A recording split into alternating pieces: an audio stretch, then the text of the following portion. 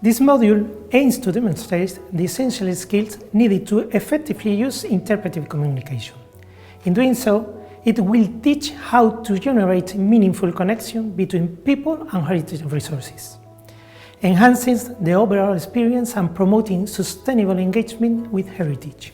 We are going to talk about the following topics: intangible elements and universal concepts connected to heritage resources, core principles in the planning and design of heritage interpretive projects, and the interpretive script.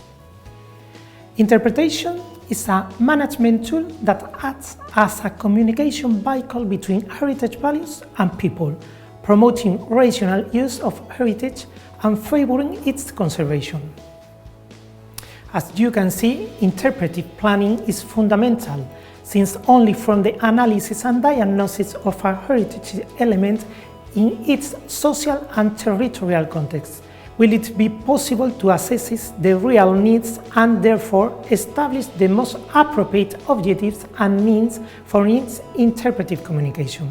Planning is necessary and applicable in any modality, and it is essential to ensure the continuity and the creation of status links with the heritage community. One of the most decisive aspects of heritage interpretation is that it is aimed at a non-captive audience or one that accesses heritage sites in special circumstances, such as educational groups. Interpretation, therefore, seeks to arouse curiosity in the audience beyond satisfying it and to provoke critical thinking or principles of equality, social justice, and environmental sustainability. If we start from these and other conditioning factors, the interpretation must be always interesting and engaging. It must be able to attract attention, but above all, it needs to keep it. And in addition to that, all the information provided to the public must be absolutely comprehensible and easy to process. Good interpretation is thematic, organized, relevant, and entertaining. That's why we call it the TOR models, after the initial of these characteristics. Its main strategy is the provocation of emotional links, so that each person can find some relationship between the topic being dealt with and his or her life and experiences.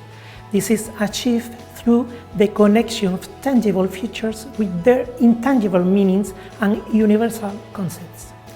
Freeman Tilden, one of the fathers of heritage interpretation, told us that the story is what matters.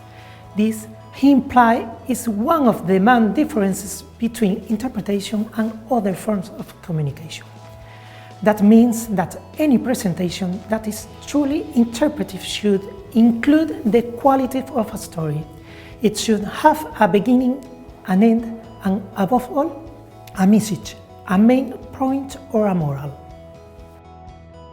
Therefore, messages should be structured in hierarchically ordered categories, so that the audience identifies the importance of each of the elements and can decide how deep they want to go.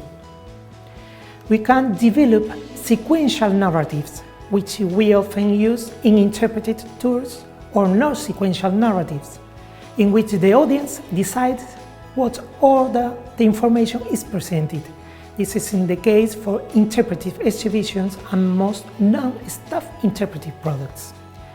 The script is the storyline of the interpretive project and it's applied in any of the media and scale chosen. In other words, an exhibition, a guide tour, or a territorial project need this argument to develop the communication tools of the heritage interpretation.